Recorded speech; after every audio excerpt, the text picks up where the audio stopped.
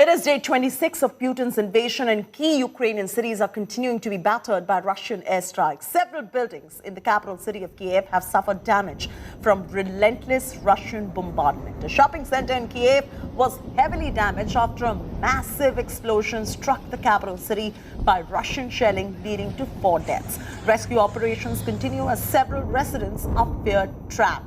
Despite the fact that the port city of Mariupol in Ukraine is under siege, Ukraine has rejected Russia's demand to surrender the city. Irina Vereshchuk, who is Ukraine's deputy prime minister, said that the city will not be handed over to Russia. In Irpin, many homes caught fire as a result of Russian shelling, busting Russian claims of not targeting civilian infrastructure. While Russia continues to escalate the assault, Ukrainian civilians are coming out on the streets undeterred by mortal threat. Meanwhile, Ukrainian president has stated that he's more than willing for talks with Vladimir Putin, but warned that failure of diplomacy can result in World War III.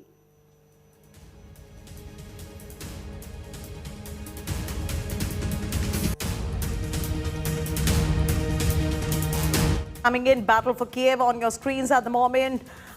We are getting you all the latest that is coming in from day 26 of Putin's invasion. Let's see if there is any kind of settlement between the two nations, because as Zelensky has rightly mentioned, that if there is no settlement, this could perhaps result in a World War III. That is a warning that is coming in from Zelensky at the moment. We're bringing you all the very latest details from the 26th day of Putin's invasion. In fact, we're getting some reactions coming in. Listen in. It is already the 25th day since Russian military has been vainly trying to find imaginary Nazis from whom they allegedly wanted to defend our people.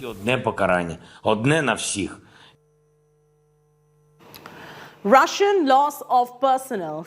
And how many have been killed? 147,000 on your screens right now. That is Russia's lost their soldiers. 96 choppers have been lost by Russia as well. Let's bring that on your screen. So 96 aircrafts, I beg your pardon, not choppers. In terms of choppers, we'll go to that next. 118 there on your screens. As far as tanks are concerned, 476. As far as armed vehicles are concerned, 1,487 as it's flashing on your screens. And artillery, 230 is the figure. As far as warships are concerned, let's see what that figure looks like. How many warships? 3 on your screens. This is the claim that has been made by the Ukraine government. Bruised and battered Ukraine is now showing remarkable courage and resilience in the face of all-out Russian offensive. Ukraine said that there is no question of surrendering the city of Mariupol after Russia called on Ukrainian forces on Sunday to lay down arms. Ukraine's deputy prime minister said, and I quote, "There can be no question of any surrender, laying down of arms." He was responding to Russian general offering safe passage to Ukrainian soldiers who surrender. Ukraine President Zelensky once again rallied his war-torn country, reminding of the cardinal duty to fight Russian atrocities. An emotional official statement released from Zelensky's office said Ukraine does not own huge territory, nuclear weapons or oil and gas, but it has its people and our land, which is gold. Most key Ukrainian cities are being shelled non-stop by the Russian army, with residential complexes, shopping malls, hospitals, theaters, schools being bombarded.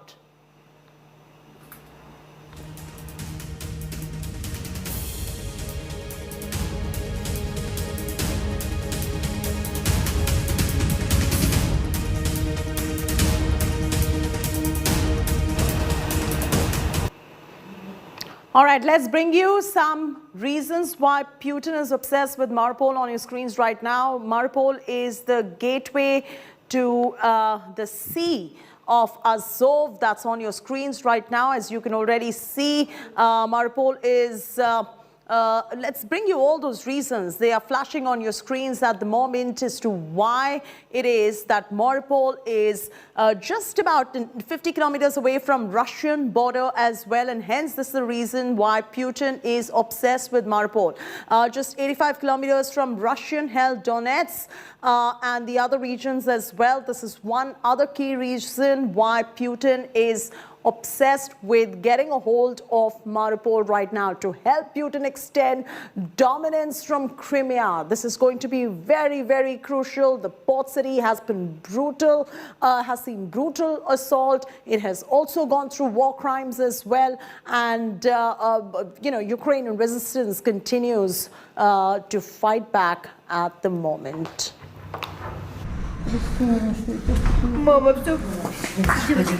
The latest details from day 26 of Putin's invasion.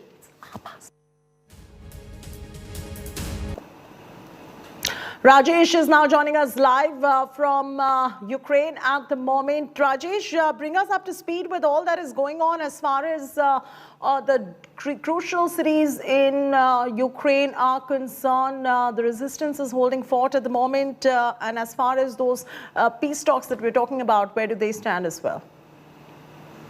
Look, as far as Kyiv is concerned, it was a quiet night yesterday. There was no bombardment in the night.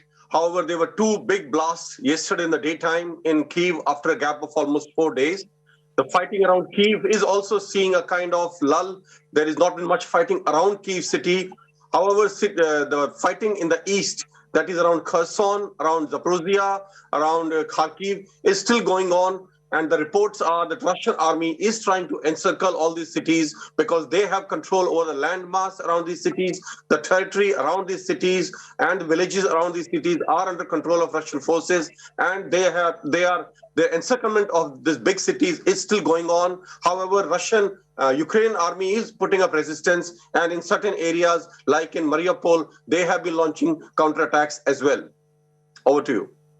Rajesh, if you could explain to our viewers why it is so important for Putin, for Russia, Mariupol, and the kind of resistance that is being put up by Ukrainian forces there. Look, Mariupol is the biggest port on Azov Sea, and that is a big port which is of strategic importance to both Ukraine as well as Russia.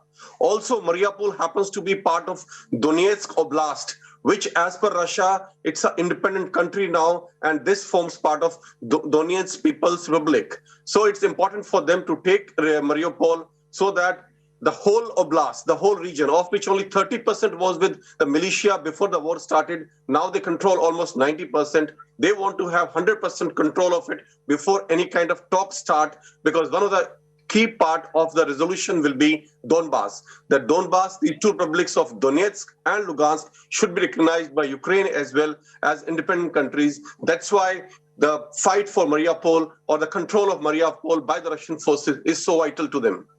Over to you.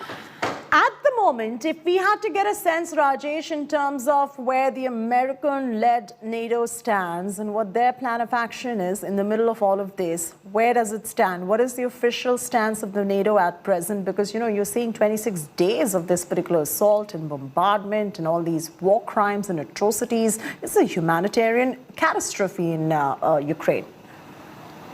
Undoubtedly, it's a humanitarian catastrophe, and almost 10 million people have been displaced in this war. They were forced to leave their houses, and they have become refugees in the neighboring countries or are internally displaced within Ukraine. Right. As far as President Joe Biden is concerned, he was going to be traveling to Poland to discuss Russia's invasion of Ukraine. Where does that stand? Look, President Biden is will be visiting Brussels to have a discussion with the NATO alliance members. And this is probably on the request of Ukraine again and again that NATO should do more to defend Ukraine in terms of supplying of aircrafts, in terms of enforcing the no-fly zone, and in terms of supplying other anti-aircraft systems to Ukraine, which so far America and West have been resisting. They have been a little reluctant in supplying all this to Ukraine, even when Poland offered to give MiG-29, but they offered to give it to America, and they wanted America to give it to Ukraine. So there was some kind of bureaucratic hassles in that. That's why these MiG-29 could not be transferred to Ukraine, which was a key demand of Ukraine from the NATO alliance. Probably all these matters will be discussed when Biden visits Brussels soon. All right, Rajesh is getting us all these updates right there. Rajesh, you stay safe. We're going to keep coming back to you for all the second-by-second updates that you're getting us live from Ukraine. As the Russia-Ukraine war enters 26th day, the chorus is now growing to stop the war. People around the world are protesting against Putin's military action in Ukraine. Take a look.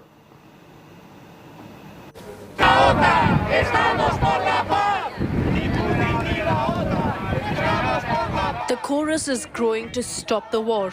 The world protesting Putin's military action in Ukraine. Hundreds protested in Madrid and marched against Russia's invasion of Ukraine, holding placards seeking peace and chanting slogans against Russian President Vladimir Putin. Protesters marched to Puerta del Sol in the Spanish capital. I am against Putin's war that is only destroying and causing the death of innocent people. I want the war to end as soon as possible. Pro-Ukraine rallies were also taken out in Switzerland and Armenia's Yerevan, where protesters slammed Russian offensive. At the Kukuriki-Koslovici border crossing point, a convoy of trucks has already stretched for over 30 kilometers. Protesters are blocking heavy trucks coming from Russia and Belarus with supplies for the invasion army. Similar scenes were also seen in Ukraine's Kherson, controlled by Russia, and in Kakhovka region.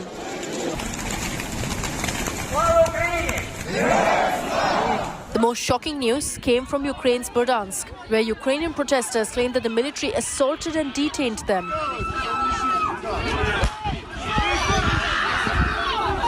Meanwhile, many Russian nationals bitterly opposed to the war are fleeing their country to escape hounding and legal persecution for joining unsanctioned anti-war protests.